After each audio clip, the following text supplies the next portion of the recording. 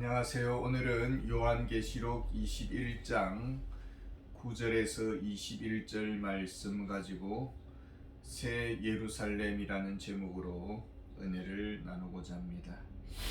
본향을 향해 가는 우리들입니다. 본향에는 하나님과 함께 거하는 곳입니다. 9절에 보면은 일곱 대접을 가지고 마지막 일곱 재앙을 담은 일곱 천사 중 하나가 나와서 내게 말하여 이르되 이리 오라, 내가 신부 곧 어린 양의 아내를 이게 보이리라 하고, 천사는 사도 요한을 부릅니다. 이리 오라, 어린 양의 아내를 이게 보이리라. 천상의 세계, 주님의 신부인 천상의 교회를 보여주겠다라는 것입니다. 영적 눈이 열리는 길은 무엇입니까? 이리 오라는 부름에 응해야 합니다. 말씀 앞에 겸손해야 합니다. 또 사모함이 있어야 합니다. 듣고자 하는 자에게 말씀하시고 나오는 자에게 보여주시는 것입니다. 10절에 성령으로 나를 데리고 크고 높은 산으로 올라가 하나님께로부터 하늘에서 내려오는 거룩한 성 예루살렘을 보이니, 보여주고자 하는 것이 있었습니다. 이것은 비몽사몽간에 보여주는 것이 아닙니다. 성령으로 높은 산으로 데리고 올라갔다고 했습니다. 하나님의 영원한 세계가 있습니다. 그것을 본 자가 전할 것입니다. 문제는 보고자 하는 마음이 있느냐라는 것입니다.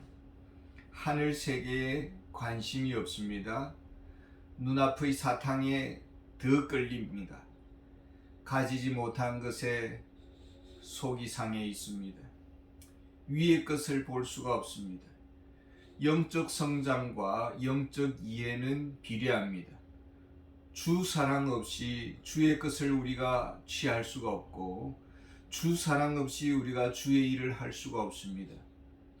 하나님께로부터 하늘에서 내려오는 거룩한 성 예루살렘, 새 예루살렘은 인간의 손으로 세워지는 것이 아닙니다. 내가 내 교회를 세우리라 주님이 말씀하셨습니다.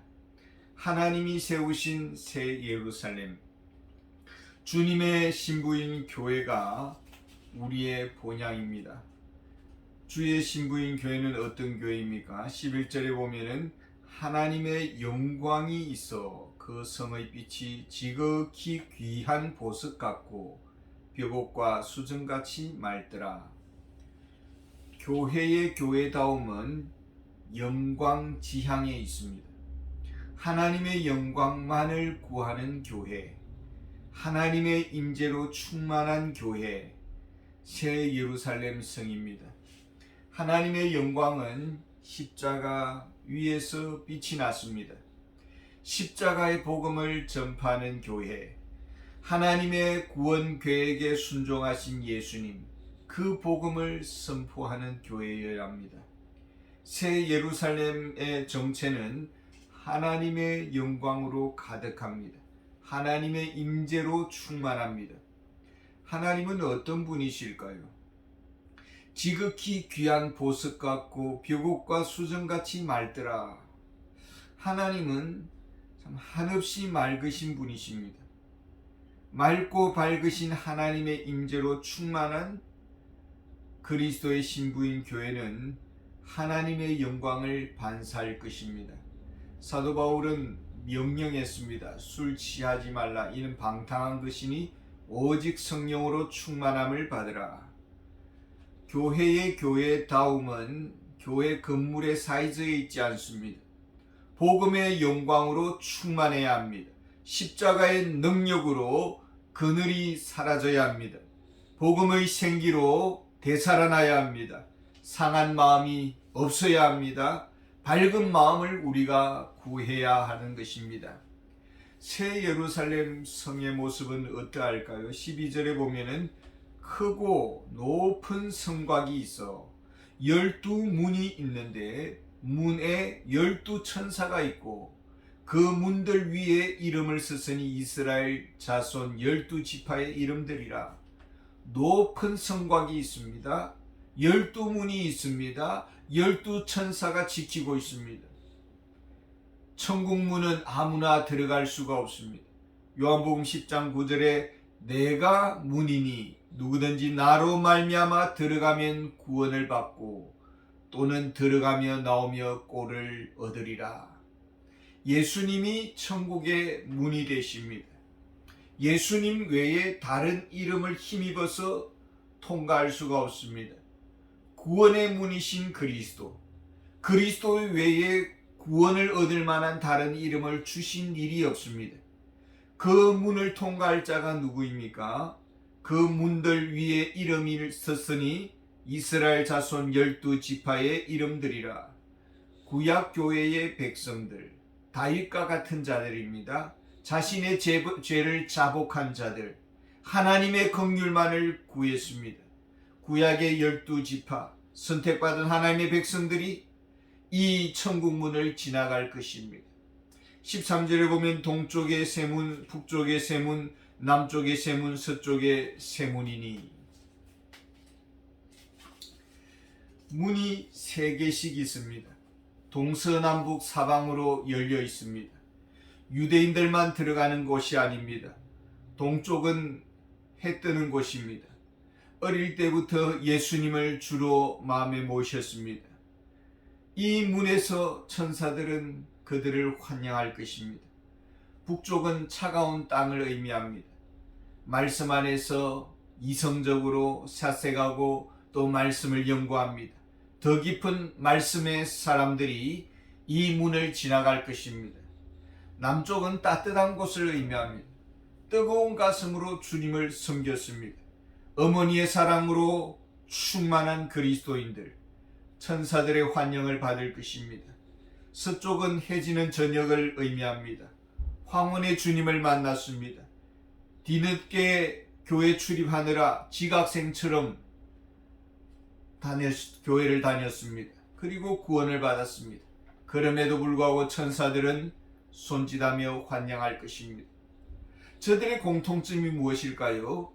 바른 신앙 고백입니다. 교회를 열심히 다녔습니다. 사도신경을 인정하지 않습니다. 이단적 신앙을 가졌습니다. 이 문을 지나갈 수가 없는 것입니다. 다양한 나라와 민족과 문화 속에서 성장했습니다. 그러나 신앙 고백은 동일합니다. 믿음의 자녀들입니다. 그리고 천국의 문턱은 없을 것입니다.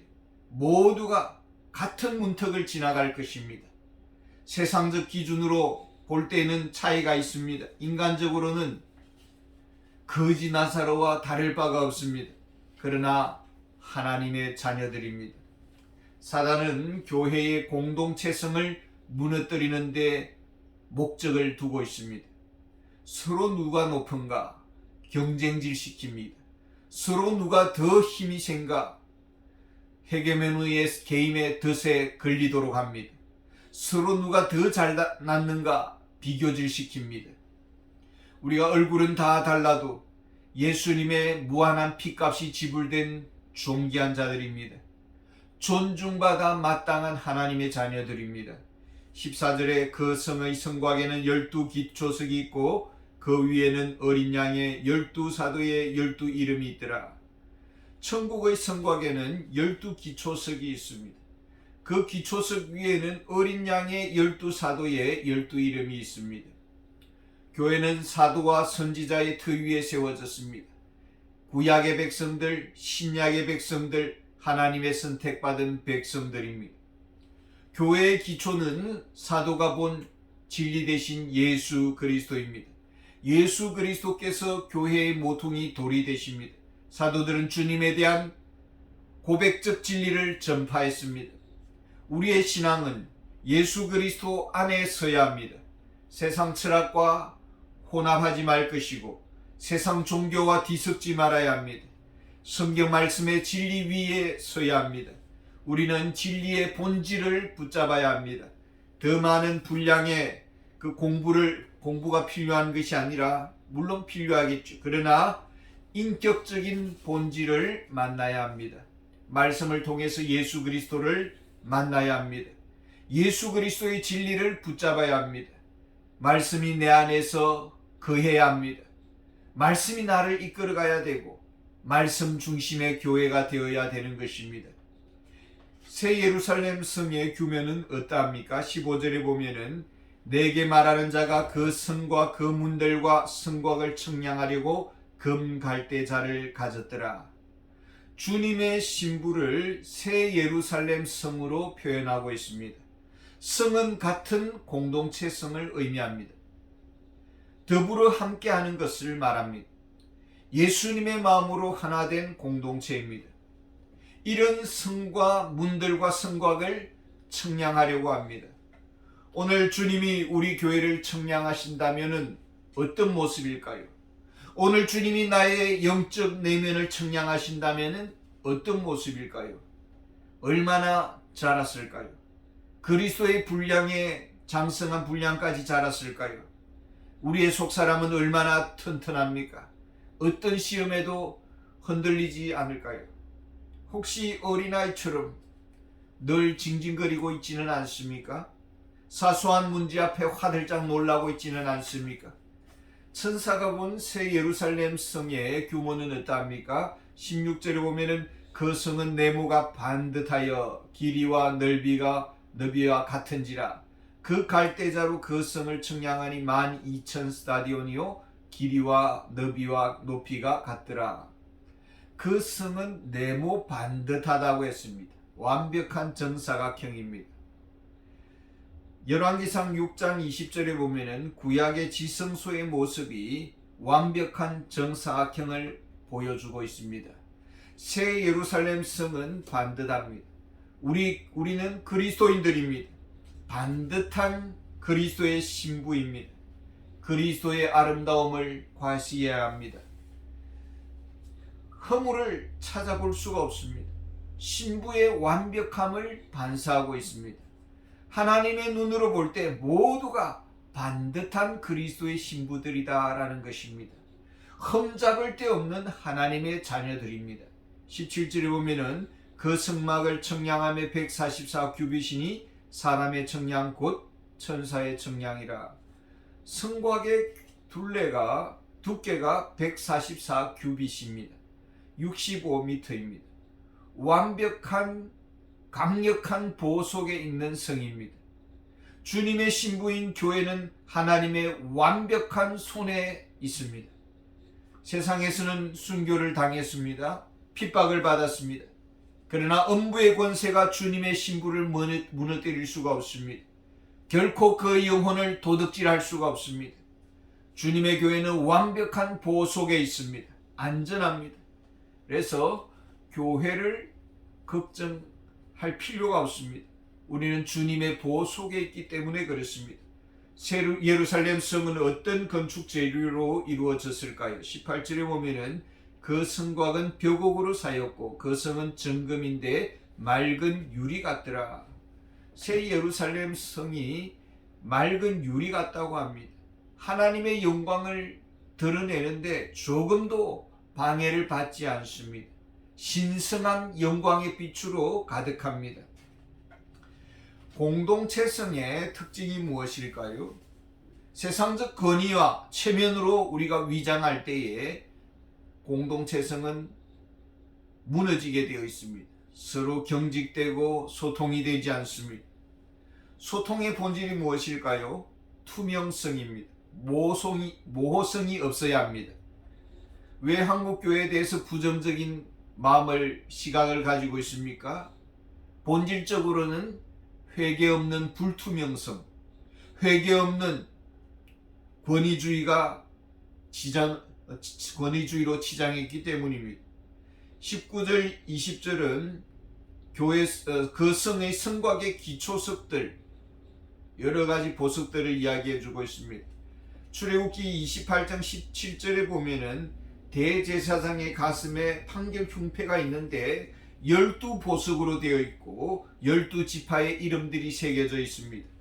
새 예루살렘은 진리의 공동체입니다.